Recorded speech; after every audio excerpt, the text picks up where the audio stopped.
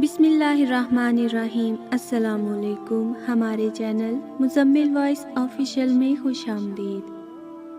Please Rabia, ये सब भूल जाओ। ये बहुत पुराने मैसेजेस हैं मेरे, यकीन करो मेरा। ज़ीशान परेशानी के आलम में रबिया को मनाने की कोशिश में लगा हुआ था। जितने भी पुराने हैं लेकिन हैं तो शादी के बाद के। क्या आपको ज़ेब देता है कि आप शादी के बाद बीवी और बच्चों के होते हुए दूसरी लड़कियों से फ्लर्ट करें? रबिया बहुत दुखी लहजे में ज़ीशान से पूछ रही थी। वो इस बात पर यकीन ही नहीं कर पा रही थी कि उसकी और बच्चों की मौजूदगी में भी ज़ीशान मैसेजेस पर लड़कियों से फ्लर्ट करते रहे थे।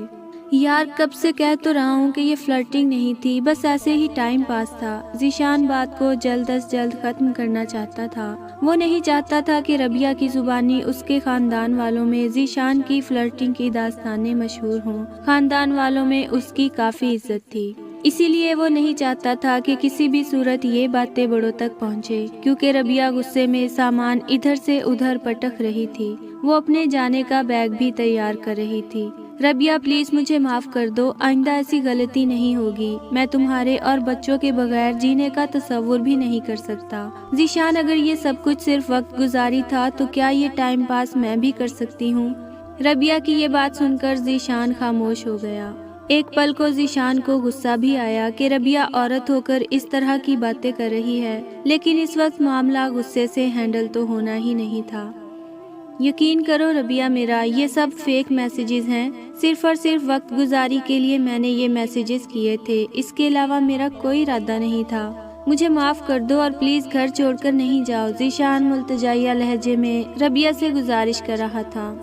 पहली बात तो ये है ज़ीशान कि सिर्फ मैं घर छोड़ के जा रही हूँ, बच्चे आपके पास ही रहेंगे। रबिया कुछ तवक्कुफ को रुकी और फिर बोली, ज़ीशान, क्या ऐसी सिचुएशन में माफ़ करना आसान है? अगर मेरी जगह तुम होते तो क्या करते? क्या माफ़ कर देते मुझे? ये सुनकर ज़ीशान खामोश हो गया, क्योंकि ये एक ऐसा सवाल था जिसका जवाब वो खुद देने से कासिर था। ज़ीशान ने अपनी जगह रबिया को रखकर देखा तो उसे माफ़ नहीं कर पाया, तो फिर वो क्यों रबिया से माफ़ी की तलब लगाए बैठा था। रबिया ज़ीशान की आंखों में एहसास से शर्मिंदगी देख चुकी थी, लेकिन फिर भी वो बच्चों और ज़ीशान को घर में छोड़कर अपने घर की दहलीज पार कर गई। आज भी शम्मो को घर वापस आते आते देर हो गई थी। रोज ही उसको काम से फारिग होते होते 6-7 बज जाते। वो बारहा कोशिश करती सुबह घर से भी जल्दी निकलती कि जल्दी जल्दी काम निपटाकर घर पहुंच जाए, क्योंकि घर जाकर भी उसको बच्चों को खाना वगैरह खिलाकर जल्दी सुलाना होता था और फिर देर से आने पर मजीदे की कड़वी कसीली बातें भी सहनी पड़ती थी उसे। शम्मो एक कच्ची आबादी में बने एक छोटे से घर में रहती थी। उसका शौहर मजीदे टिककर कोई काम धंधा नहीं करता था। घर में फाकों से बचने के लिए और अपने बच्चों को स्कूल पढ़ाने के लिए शम्मो ने बाहर कदम निकाला और कच्ची आबादी से हटकर शहर की तरफ थोड़ा आगे जाकर बंगलों में झाड़ फूंक का काम शुरू किया। यही वजह थी कि वापसी में उसे बंगलों के काम निपटाते निपटाते शाम हो जाती।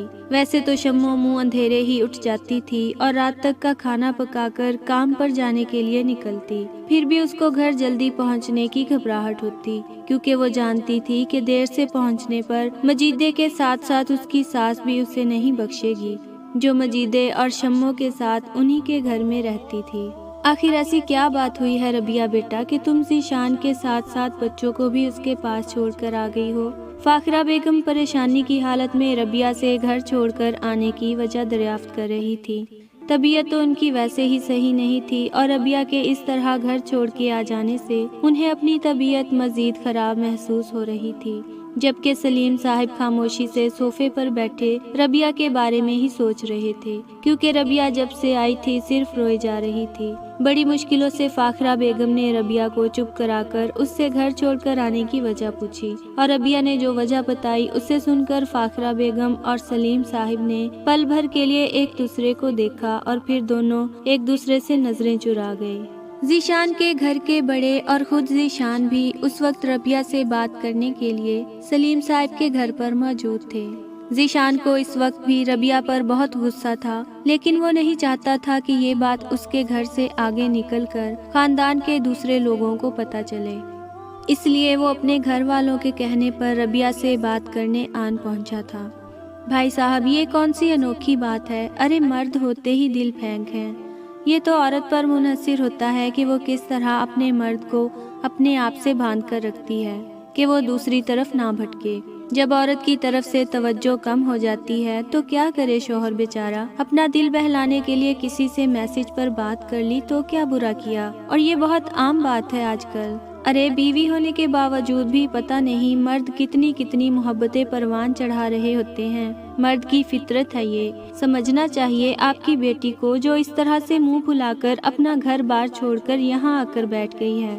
ربیہ حیرت سے اپنے سسر کو دیکھ رہی تھی جو خود مرد ہو کے بھی مردوں کی ایسی خصلت بیان کر رہے تھے اور ذیشان کی غلطی پر پردہ ڈال کر اسے ہی مورد الزام ٹھہرا رہے تھے۔ آج ایک باجی نے شمو سے گھر کا ایکسٹرا کام کروایا جس کا انہوں نے اس سے اچھا خاصا معاوضہ بھی دیا، لیکن گھر پہنچتے پہنچتے رات کی سیاہی پھیل چکی تھی۔ شہر سے کچی آبادی پہنچتے پہنچتے کافی سناٹا ہو گیا تھا اور اب وہ خود چلتے ہوئے بھی ڈر رہی تھی کہ اچانک شمو کو اپنے پیچھے کسی کے چلنے کی آوازیں سنائی دینے لگی۔ اس نے ڈرتے ڈرتے پیچھے دیکھا تو اپنے منہ سے نکلتی زوردار چیخ کو روکنے کے لیے منہ پر ہاتھ رکھ لیا۔ شمو نے پیچھے مڑ کر دیکھا تو اسے 3-4 آدمی اپنے پیچھے آتے دکھائی دیے۔ رات 8 بجے ہی کچی آبادی میں سناٹا طاری ہو گیا تھا کیونکہ اس کچی آبادی میں کہاں اسٹریٹ لائٹس کا انتظام ہونا تھا۔ اندھیرے میں شمو صحیح سے ان آدمیوں کو دیکھ بھی نہ پائی۔ یہی خوف اس کی جان لے رہا تھا کہ کچھ آدمی اس کے پیچھے لگے ہیں۔ ان آدمیوں میں سے ایک نے اپنے موبائل کی ٹارچ چلا کر جب تھوڑا اجالا کیا تو شمو کی جان جیسے حلق میں اٹک گئی۔ وہ اپنی چیخ کو روکتے ہوئے منہ پہ ہاتھ رکھ کر بھاگنے کو پلٹی کیونکہ یہ وہی بدماش تھے جو روزانہ آتے جاتے شمو کو اور نہ جانے کتنی لڑکیوں اور عورتوں پر گھٹیا جملے کسنا اپنا فرض سمجھتے۔ نہ صرف جملے بازی کرتے بلکہ آتی جاتی عورتوں کے کبھی دوپٹے پکڑ کے کھینچتے، کبھی کوئی اور آوارہ حرکت کرتے۔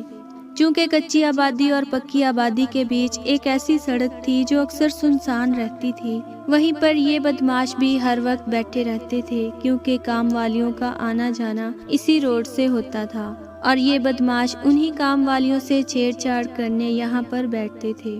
گھر گھر کام کرنے والیوں میں سے کوئی بھی ان کے خلاف اپنے گھر میں شکایت نہیں کر سکا کیونکہ انہیں اس بات کا اندازہ تھا کہ شکایت کرنے کا مطلب ہے کہ سارا الزام انہی پر دھر دیا جاتا، اور وہ جو اپنے بچوں کے پیٹ پالنے کے لیے گھر سے نکلتی تھی اس کی وجہ سے ان کی روزی کا بھی در بند ہو جاتا اور ان کے نکھٹو شوہروں کی وجہ سے ان کے بچے بھوکے بھی لگتے رہتے۔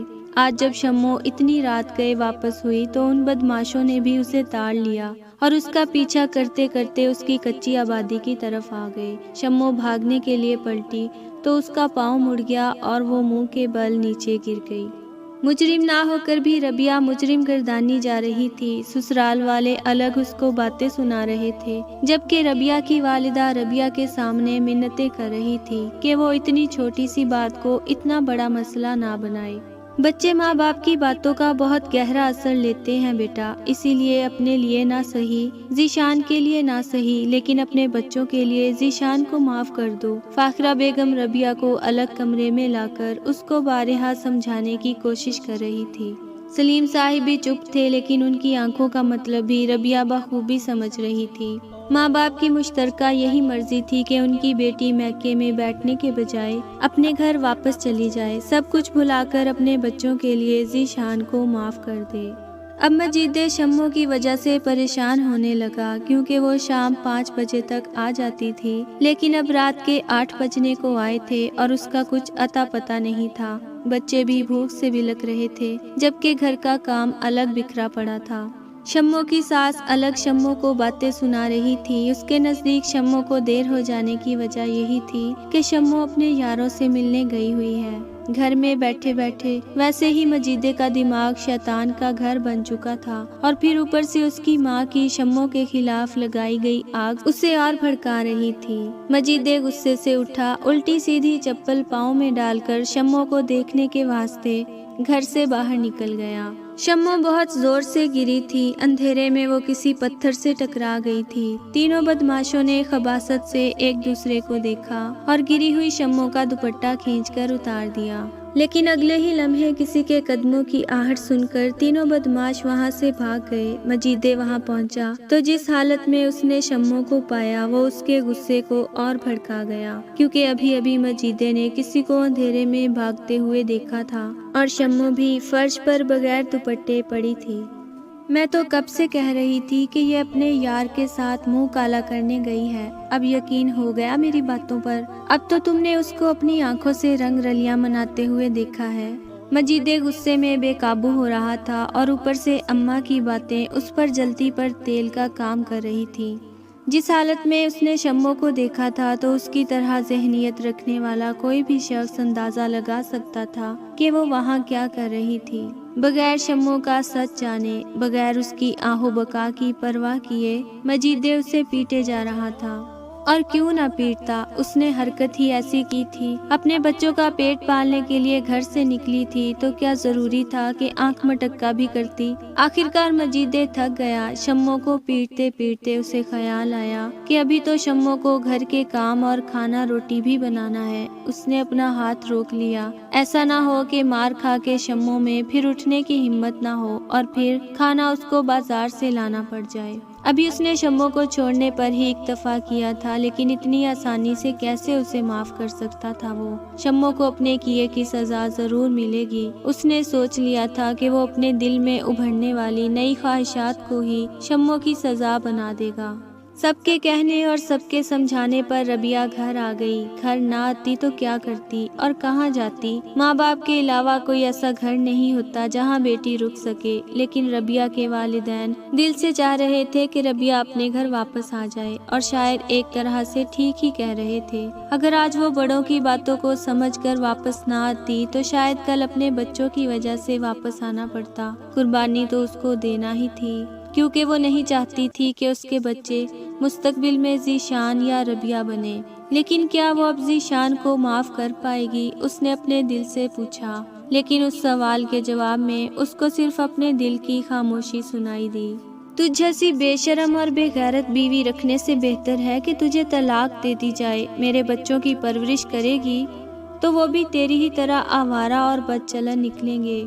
नए नए तरीके ढूंढ रखे थे अपने यारों से मिलने के लिए। बच्चों की भूख का बहाना बना के अपनी भूख मिटाने जाती थी हरामखोर। मजीदे ने कमरे में आकर एक बार फिर से शम्मो की लातों और हाथों से दुर्गत बनाना शुरू कर दी। खुदा के लिए मुझ पर रहम खा मजीदे, ऐसा कुछ नहीं हुआ है जैसा तू सोच रहा है। मैंने तुझे बताया तो है कि वो बदमाश मेरा पीछा करते करते वहाँ आ गए थे। मेरा उनसे कोई ताल्लुक नहीं है और ना ही मैं उन्हें जानती हूँ। मैं तेरे आगे हाथ जोड़ती हूँ मजीदे, मुझे तलाक ना दे। कहाँ जाऊंगी मैं अकेली, भले से तू मुझे कोई और सजा दे दे, मुझे जितना मार ले, मेरा बाहर निकलना बंद कर दे, लेकिन तुझे खुदा का वास्ता है मुझे इसी घर में रहने दे। शम्मो सी सकती हुई मजीदे के आगे हाथ जोड़कर उसकी मिन्नतें कर रही थी। ठीक है, पड़ी रह इस कमरे में, लेकिन याद रख मैं मजीद अब तुझ जैसी औरत से कोई वास्ता नहीं रखना चाहता, ना ही अपने बच्चों की परवरिश अब तेरे हाथों से करवाना चाहता हूँ। बहुत जल्द उनके लिए दूसरी माँ का इंतजाम कर लूँगा। ये मेरा एहसान मान कि मैं तुझे इस घर में रहने की इजाज़त दे रहा हूँ। खबरदार जो मेरे किसी मामले में टांग अड़ाने की कोशिश की तो।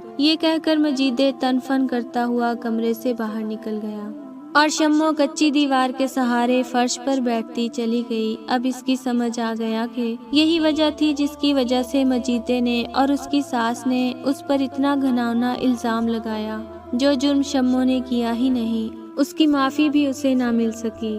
घर आकर एक बार फिर से ज़ीशान ने रबिया से माफ़ी मांगी। अगर तुम्हें मेरी किसी बात से दिल दुखा हो तो सॉरी, लेकिन मैं फिर कहता हूँ कि वो सिर्फ शुगल था। लड़कियों से फ्रेंडशिप करना इतनी बड़ी बात भी नहीं है जितना तुमने इशू बनाया था, और वैसे भी वो सब मेरा पास था। 2 साल हो गए मेरी किसी से कोई बात ही नहीं हुई। अगर मेरे दिल में चोर होता तो मैं सारी चैटिंग डिलीट कर चुका होता। अपनी पोल खुल जाने पर ज़ीशान शर्मिंदा भी था, लेकिन वो रबिया के रवैये से भी सख्त नाला था। मैं अब इस टॉपिक पर कोई बात नहीं करना चाहती ज़ीशान, और ना ही आपको सफाइयाँ देने की ज़रूरत है।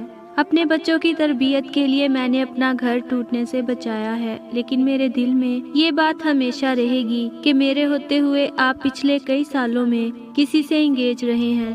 फेस बुक मैसेजेस पर मैंने सिर्फ आपकी लड़कियों से बेवजह बातचीत ही नहीं देखी, बल्कि एक मखसूस लड़की से कई सालों तक होता मुकम्मल फ्लर्ट भी देखा है। बस कुर्बानी दे दी है मैंने अपना घर बचाने के लिए। अब कुर्बानी देने की बारी आपकी है ज़ीशान। अपने अमल से ही आप ये साबित कर सकते हैं कि आप तमाम बुरी रविश छोड़ चुके हैं। अपने अमल से अपने आप को सिर्फ मेरा साबित कर दें, मैं आपका माजी भूल जाऊंगी। ये कहकर रबिया रुकी नहीं, बल्कि दूसरे कमरे में बच्चों को सुलाने की गर्ज से चली गई। शम्मो पर बदकिरदारी का इल्जाम लगाकर मजीदे को दूसरी शादी का मौका मिल गया। कुछ दिन तो मजीदे ने बच्चों को शम्मो से दूर रखा, लेकिन कितने अरसे तक दूसरी बीवी शम्मो के बच्चों को संभालती। आखिरकार वो भी थक गई। शम्मो को मजीदे ने दोबारा काम पर जाने की भी इजाजत दे दी थी। आखिर वो भी कब तक कमाता। दोबारा घर बैठकर शम्मो को काम पर जाने का हुक्म दिया, लेकिन रात को घर वापसी पर मजीदे शम्मो को बदकिरदारी के ताने देना नहीं भूलता था, क्योंकि उस नाकर्दा गुनाह की माफी तो शम्मो को जिंदगी भर नहीं मिलनी थी।